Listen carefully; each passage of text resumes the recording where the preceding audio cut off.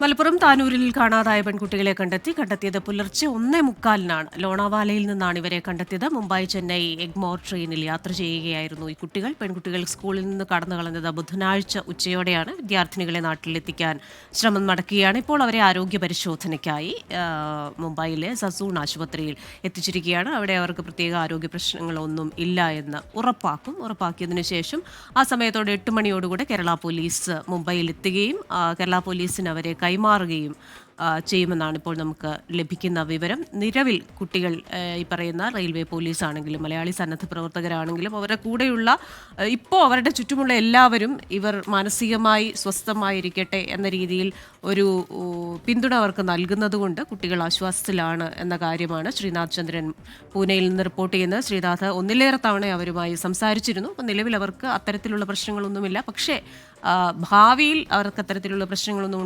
ഉണ്ടാവില്ല എന്നുകൂടി നമ്മൾ ഉറപ്പുവരുത്തേണ്ടിയിരിക്കുന്നു. വീണ്ടും ചേരുന്നത് വിപിൻ സി വിജയനാണ്. വിപിനെ, ഈ അവസരത്തിൽ എൻ്റെ ഗ്രാമത്തിൽ എൻ്റെ ചെറുപ്പകാലത്ത് സംഭവിച്ച ഒരു കാര്യം കൂടി ഞാൻ ഓർക്കാൻ ശ്രമിക്കുകയാണ്. കാരണം എൻ്റെ ഏറ്റവും അടുത്ത ഒരു ബന്ധു പ്രീ ഡിഗ്രിക്ക് പഠിക്കുന്ന ആൺകുട്ടിയാണ്.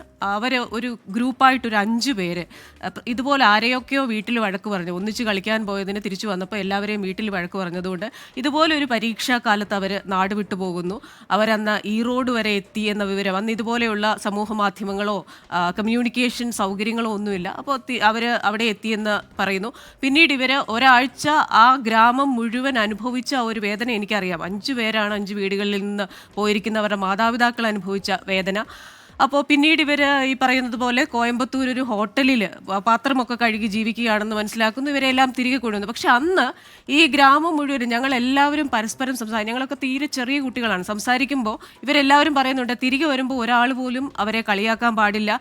സംഭവിച്ചു, പൂർണ്ണമായ മാനസിക പിന്തുണ അവർക്ക് കൊടുക്കണം. അങ്ങനെ അവർ തിരികെ എത്തിയപ്പോൾ ഒരാൾ പോലും ആ സമയത്ത് അവരെ കളിയാക്കാനോ ഒന്നും ശ്രമിച്ചില്ല. പക്ഷേ കുറേ വർഷങ്ങൾ കഴിഞ്ഞപ്പോൾ ഇപ്പോൾ അവരും തമാശയ്ക്ക് പറഞ്ഞ് ചിരിക്കുന്ന ഒരു കാര്യമായി അത് മാറി. അപ്പോൾ അത്തരത്തിൽ വിവേകപൂർണ്ണമായ ഒരു നടപടി ആ ഗ്രാമത്തിലുള്ളവരുടെ ഭാഗത്തു നിന്നുണ്ടായിരുന്നു. പക്ഷേ നമുക്കറിയാം ഇന്ന് അങ്ങനെയല്ല കാര്യങ്ങൾ. ഇപ്പോൾ ഒരു ഗ്രാമത്തിൽ അല്ലെങ്കിൽ ഒരു ഏരിയയിൽ നടക്കുന്ന സംഭവങ്ങൾ ലോകമെമ്പാടും ചിലപ്പോൾ ഇതിൽ പ്രതികരണം വരുന്നത് ന്യൂസിലൻഡിൽ നിന്നോ കാനഡയിൽ നിന്നോ സാൻ ഫ്രാൻസിസ്കോയിൽ നിന്നോ ഒക്കെ ആയിരിക്കാം. അപ്പോൾ അത്തരത്തിലുള്ള കാര്യങ്ങളുണ്ട്. പക്ഷേ എന്നാൽ പോലും നമ്മളിതൊക്കെ കേൾക്കുന്ന ജനസമൂഹം ഈ മാതാപിതാക്കളോടാണെങ്കിലും ഈ കുട്ടികളോടാണെങ്കിലും ഒക്കെ ഒരു അനുഭാവപൂർണമായ ഒരു സമീപനം സ്വീകരിക്കണം എന്ന ഒരു സന്ദേശം കൂടെ മാധ്യമം എന്ന നിലയിൽ, ഉത്തരവാദിത്വ ബോധമുള്ള ഒരു മാധ്യമ സ്ഥാപനം എന്ന നിലയിൽ നമ്മൾ കൊടുക്കേണ്ടതല്ലേ വിപിൻ? അതെ, ഇനി അവർ തിരിച്ചു വന്നതിന് ശേഷം നമുക്ക് എന്ത് ചെയ്യാൻ സാധിക്കും എന്നതിനെ സംബന്ധിച്ച് ഗൗരവമായിട്ടുള്ള ഒരു ചർച്ച തന്നെ വേണം. അത് ഓരോ ആളുകളും സ്വയം കരുതുകൂടി വേണം. കാരണം വന്നതിന് ശേഷം അവരെ കുറ്റപ്പെടുത്താനോ അല്ലെങ്കിൽ എന്തിനു പോയി എന്നൊക്കെ ചോദിച്ച് അവരെ നിരാശപ്പെടുത്താനോ ഒക്കെ ഒരുപാട് കാര്യങ്ങളുണ്ടാവും. പക്ഷെ അതിലേക്ക് കടക്കാതെ എന്തായിരുന്നു ഇവർ പോകാനുള്ള കാരണം, അതിലെവിടെയാണ് തിരുത്തൽ വരേണ്ടത്, അത് കുട്ടികൾ മാത്രം തിരുത്തിയാൽ മതിയോ എന്നുള്ളൊരു വലിയ ചോദ്യം നിൽക്കുന്നുണ്ട്. ഇത് ഏറ്റവും മുൻവശത്ത് തന്നെ അത്തരത്തിലുള്ളൊരു ചോദ്യമുണ്ട്. മുൻകാലങ്ങളിൽ തന്നെ അത്തരമൊരു ചോദ്യമുണ്ട്. പക്ഷേ ഈ മുതിർന്നവർ അത് ഉൾക്കൊള്ളാൻ ശ്രമിക്കുക എന്നുള്ളതാണ്. നമ്മളിപ്പോൾ ഈ അശ്വതിയുടെ അച്ഛനൊക്കെ കരഞ്ഞുകൊണ്ട് പറയുന്നത് കണ്ടു, ഇനി എനിക്ക് ഈ ജീവിതത്തിൽ അനുഭവിക്കാൻ മറ്റൊന്നുമില്ല. കാരണം അത്രത്തോളം വേദന കഴിഞ്ഞ മണിക്കൂറുകളിലൊക്കെ ആയിരുന്നു. അപ്പോൾ അതിൽ നിന്നൊക്കെ ഒരു ആശ്വാസത്തിന്റെ ഒരു കണിക ഇപ്പോഴാണ് വന്നത് എന്നൊക്കെ അച്ഛൻ പറയുമ്പോൾ എത്രത്തോളം വിഷമം അവർ ഈ മണിക്കൂറുകളിലൊക്കെ അനുഭവിച്ചു എന്നുള്ളത് മനസ്സിലാവും. അപ്പോൾ തിരിച്ചു വന്നതിന് ശേഷവും ആ പ്രദേശവും നാടും ഒക്കെ അവരുടെ കൂടെ നിൽക്കുക എന്നുള്ളതാണ് ഏറ്റവും പ്രധാനപ്പെട്ട ഒരു കാര്യമുള്ളത്. ഇപ്പോൾ ഈ കുട്ടികളെ കാണാനില്ല, ദേവദാസ് സ്കൂളിൽ നിന്ന് കുട്ടികളെ കാണാനില്ല എന്നുള്ള വാർത്ത 24 ആണ് അത് റിപ്പോർട്ട് ചെയ്യുന്നത്.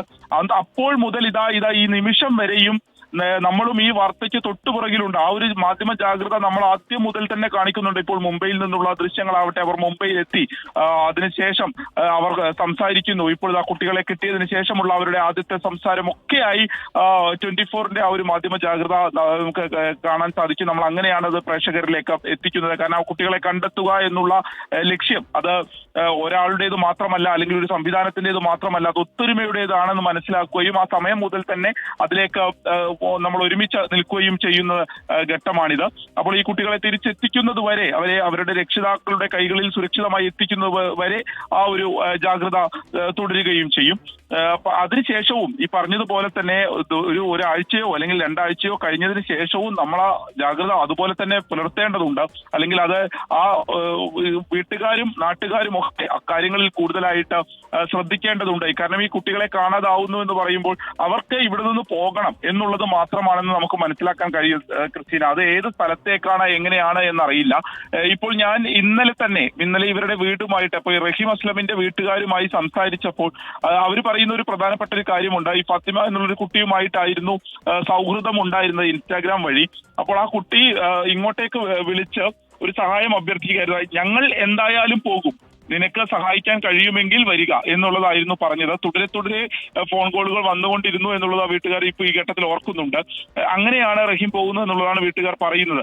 അപ്പോൾ അവർ പോകാൻ തീരുമാനിച്ചു. അതിനൊരു സുഹൃത്ത് അല്ലെങ്കിൽ ഒരു സഹായം എന്നുള്ള നിലയ്ക്ക് മാത്രമാണ് റഹീമിനെ വിളിച്ചത്. റഹീം പോയാലും ഇല്ലെങ്കിൽ ഒരുപക്ഷെ അവർ പോകുമെന്നുള്ളത് അതിൽ നിന്ന് നമുക്ക് വായിക്കാം. അക്കാര്യങ്ങളിലൊക്കെ കൂടുതൽ വ്യക്തത വരുത്തേണ്ടത് പോലീസാണ്.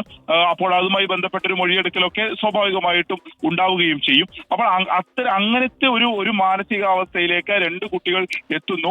അവർ അങ്ങനെ ഇറങ്ങി പോകുന്നു. അപ്പോൾ ഈ പരീക്ഷയുടെ കാര്യങ്ങളാണോ അല്ലെങ്കിൽ സ്കൂളിൽ നിന്നുള്ളതാണോ, ഈ രക്ഷിതാക്കളുടെ ഭാഗത്ത് ഏത് രീതിക്കുള്ള ഒരു പ്രയാസമാണ് കുട്ടികൾക്ക് ഉണ്ടായത് എന്നതിനെ സംബന്ധിച്ചൊക്കെ ഒരു ബോധവൽക്കരണം, അതിൽ ചൈൽഡിന്റെയൊക്കെ ഒരു ഇടപെടൽ, അവർക്കൊരു കൗൺസിലിംഗ് ആവശ്യമാണെങ്കിൽ ആ രീതിക്കൊക്കെ നൽകുന്നതിലേക്കൊക്കെയുള്ള ഇടപെടൽ ഇനി വളരെ വളരെ അത്യാവശ്യമായിട്ട് നിൽക്കുന്ന ഒരു ഘട്ടം ആണ് ഇത് എന്ന് തന്നെ നമുക്ക് തർക്കമില്ലാതെ പറയാൻ കഴിയും. കാരണം കഴിഞ്ഞ ദിവസങ്ങളിലൊക്കെ ഈ രക്ഷിതാക്കളൊക്കെ പോലീസ് സ്റ്റേഷനിൽ അവർ ഉറങ്ങാതെ ഇരിക്കുകയായിരുന്നു. എന്തെങ്കിലും ഒരു വിവരം എവിടെ നിന്നെങ്കിലും ലഭിക്കുമോ എന്ന് അറിഞ്ഞുകൊണ്ട് വളരെ വേദനിപ്പിക്കുന്നതായിരുന്നു. നമ്മളൊക്കെ അത് പലപ്പോഴും കാണുമ്പോൾ എങ്ങനെയെങ്കിലും എവിടെയെങ്കിലും വെച്ച അവരുണ്ട് എന്നുള്ളൊരു വിവരം ലഭിക്കണേ എന്നൊക്കെ നമ്മളും വളരെയേറെ ആഗ്രഹിച്ച ഒരു നിമിഷങ്ങളായിരുന്നു ആ സമയത്ത്. കാരണം മൊബൈൽ വിളിച്ചിട്ട് കിട്ടുന്നില്ല, ഇവരെവിടെയാണെന്ന് അറിയില്ല, ഇവരുടെ മറ്റ് സൗഹൃദങ്ങളോ അല്ലെങ്കിൽ പോകാൻ സാധ്യതയുള്ള ഇടങ്ങളിലോ ഒന്നും തന്നെ എത്തിയിട്ടുമില്ല.